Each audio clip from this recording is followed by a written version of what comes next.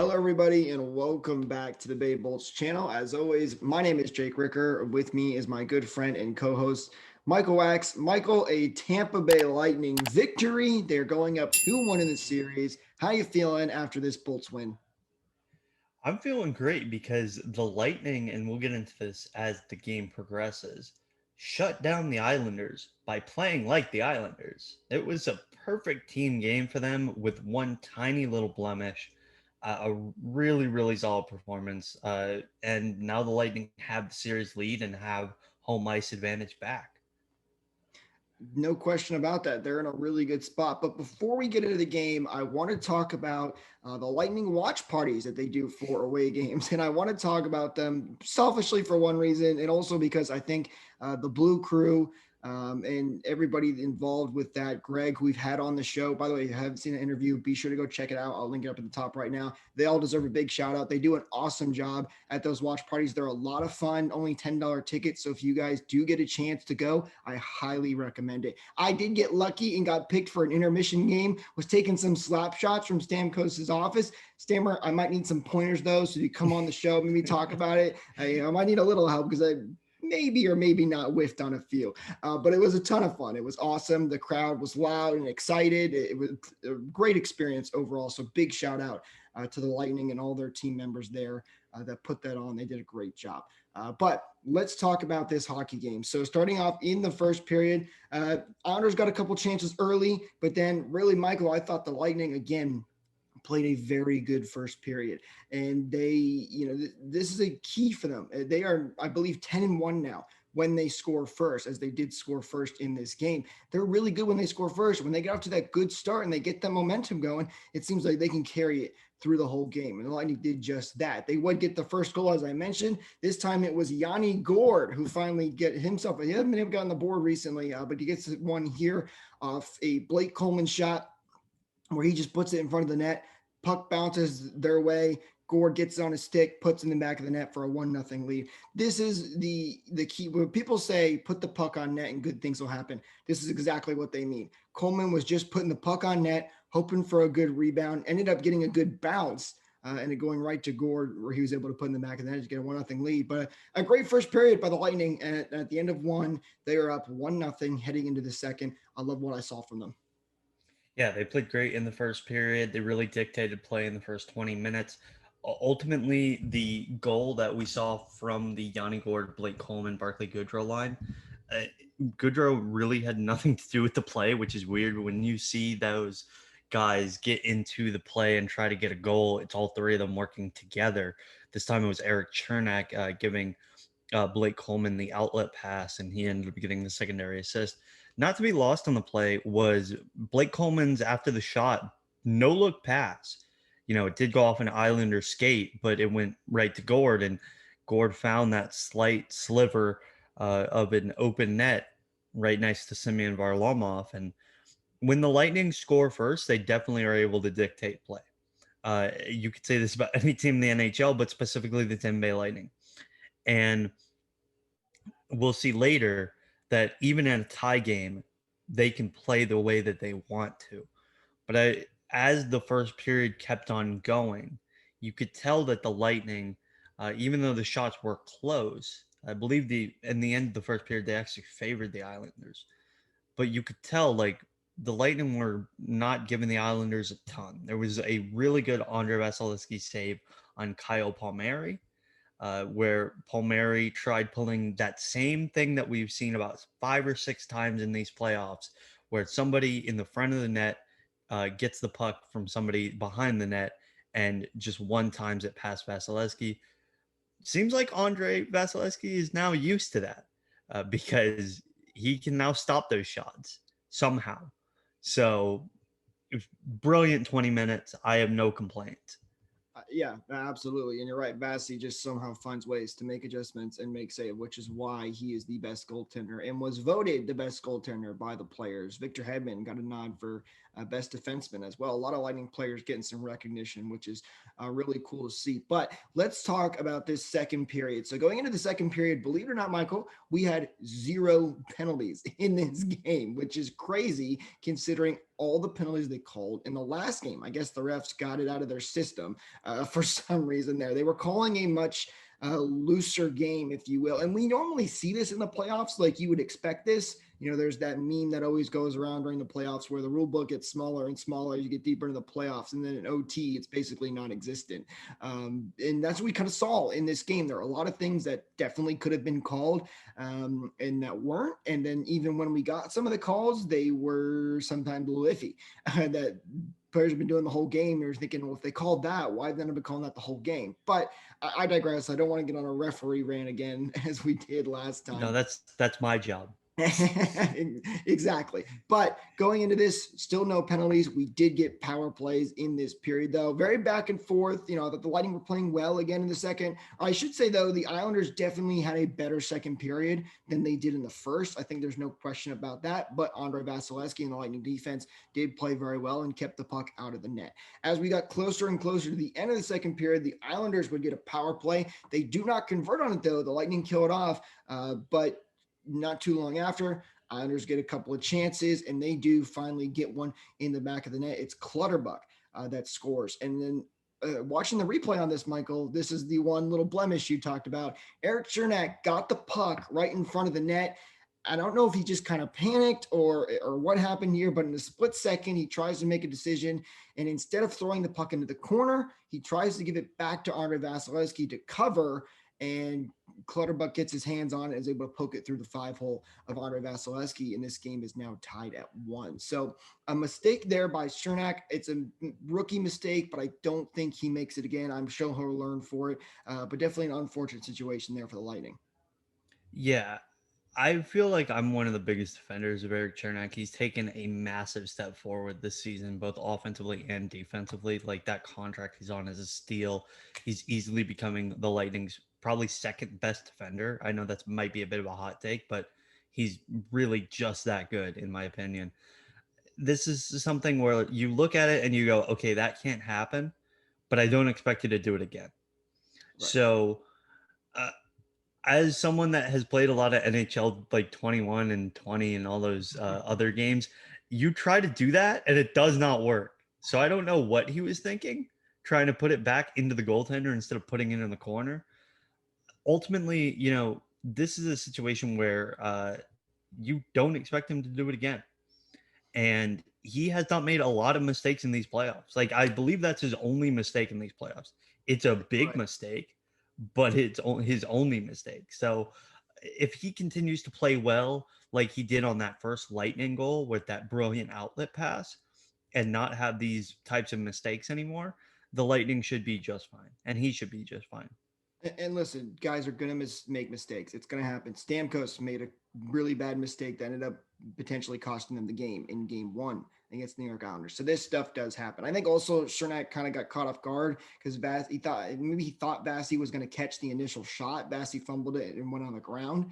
And then that's when the puck was right in front of him and he ended up making that bad decision. But luckily for the Lightning, it did not end up costing them because not too long later, the Lightning would go on the power play, and they do not score on this power play.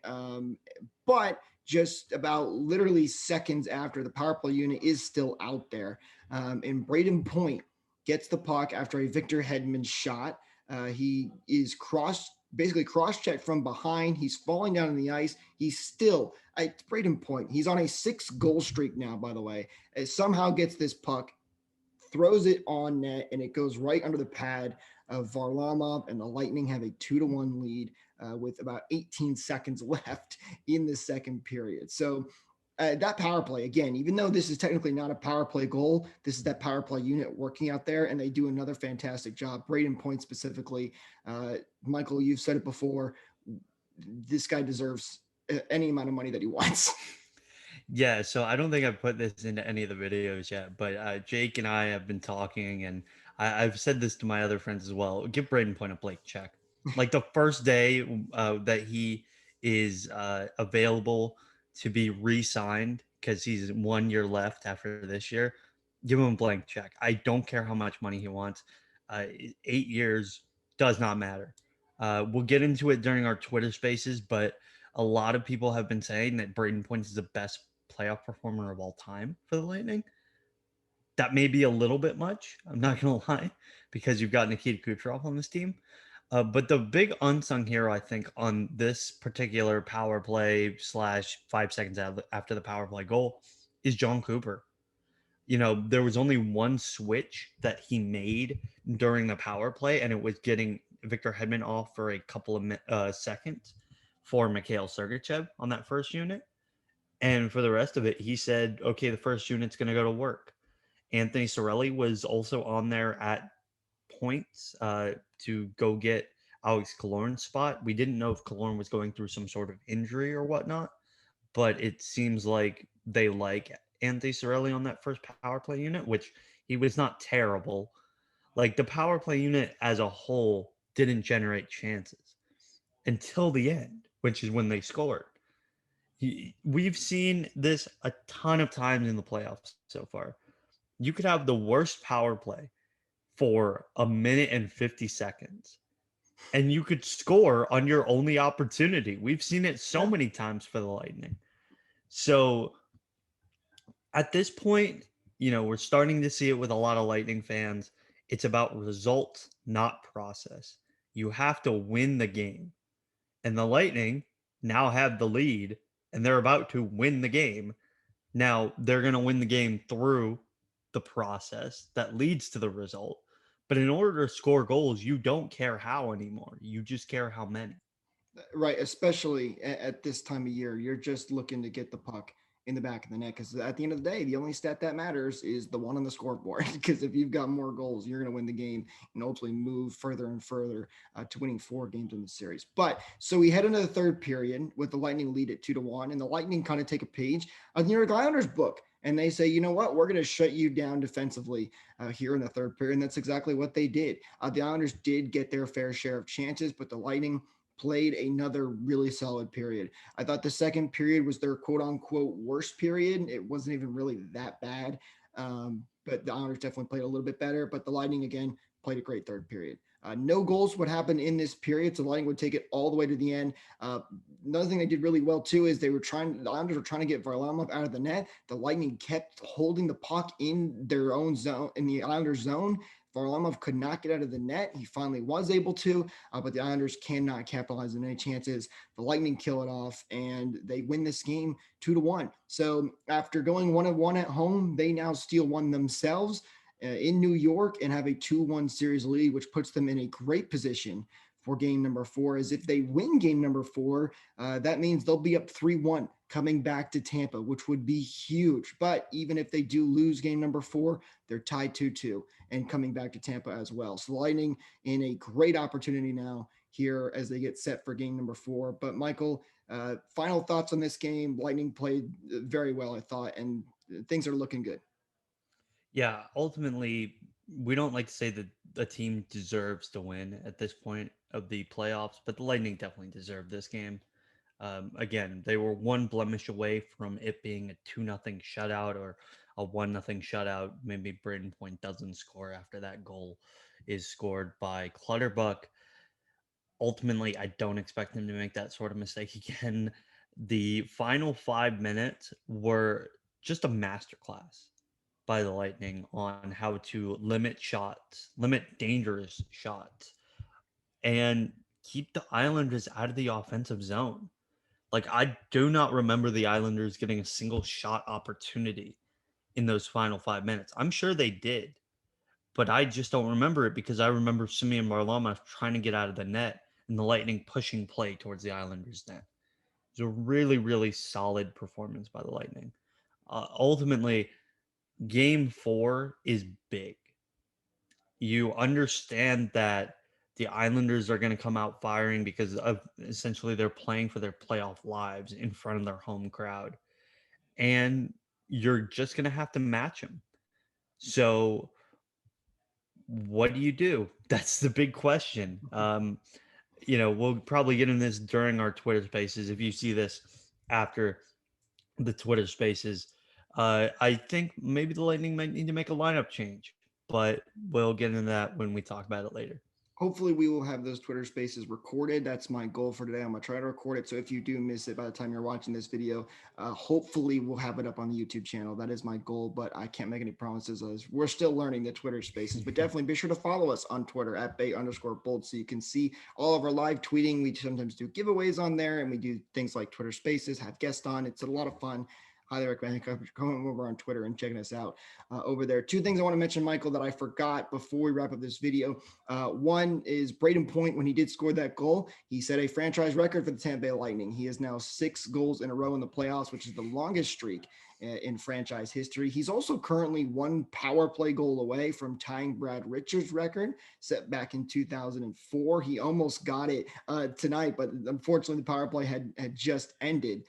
So he wasn't able to get that just there, but Braden Point setting records. And then Michael, for those last, I believe it was 4 minutes, the Lightning were without both Eric Chernak and Jan Ruda for the last 4 minutes. The Lightning were down to 4 defensemen in those key moments where you're trying to defend a 1 goal lead, and they still did a fantastic job. That just speaks volumes to how good the defensemen have been playing, including David Savard, who the Lightning acquired, proving to be a big acquisition. Once again, JBB making some key moves at the trade deadline.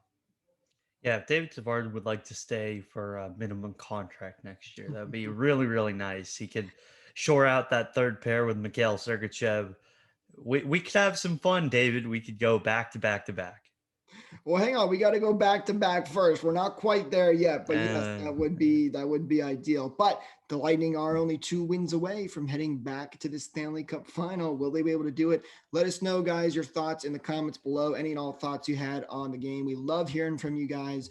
Appreciate all of your comments. Be sure to leave a like down on the video if you did enjoy this video. It really helps us out here on YouTube. Let us know that you're enjoying these kinds of videos. Don't forget to subscribe to the channel and ring the bell for notifications so you don't miss out on future videos just like this one. And don't forget to follow us on Twitter. We're also on Instagram and Facebook, but we're most active there over on Twitter. I hope you all have a wonderful rest of your day. And remember, your Tampa Bay Lightning are still your defending Stanley Cup champions.